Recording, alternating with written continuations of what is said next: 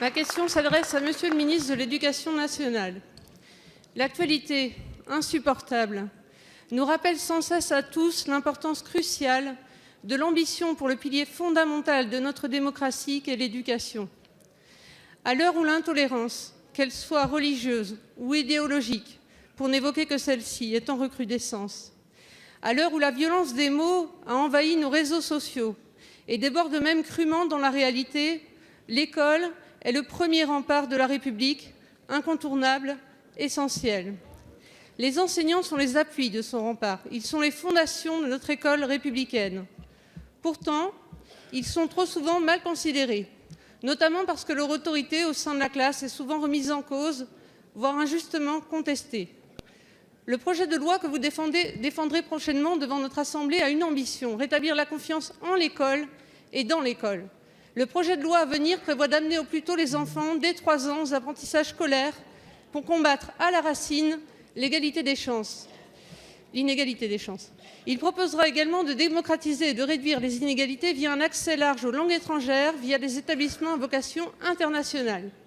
Il ambitionne de replacer la famille au cœur du processus éducatif. Il semble indispensable aussi, alors que notre société est confrontée à une crise profonde de l'autorité, que le sujet puisse être abordé sans détour ni tabou, alors que le respect d'autrui, valeur fondamentale que vous portez haut, Monsieur le ministre, doit partout redevenir un incontournable. Monsieur le ministre, l'avenir de notre école et l'avenir de notre démocratie sont intimement liés. Pouvez-vous nous présenter votre ambition pour notre école et le rôle que vous lui voyez jouer dans la défense de nos valeurs démocratiques? Merci, cher collègue. La parole est à Monsieur Jean-Michel Blanquer, ministre de l'Éducation nationale et de la jeunesse. Monsieur le Président, Mesdames et Messieurs les députés, Madame la députée Géraldine Bannier, votre question évidemment est fondamentale et elle nous renvoie d'abord aux missions essentielles de l'école. Nous devons toujours dire que l'école sert à transmettre des connaissances et à transmettre des valeurs. Et bien entendu, transmettre des connaissances, c'est aussi transmettre des valeurs. Transmettre des valeurs, c'est aussi transmettre des connaissances. Nous devons assumer cette mission, qui est une mission éminemment éducative.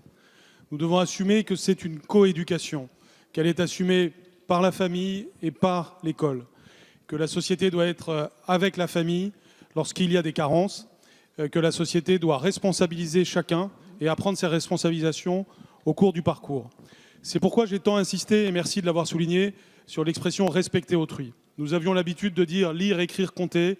Nous voulons dire maintenant lire, écrire, compter et respecter autrui.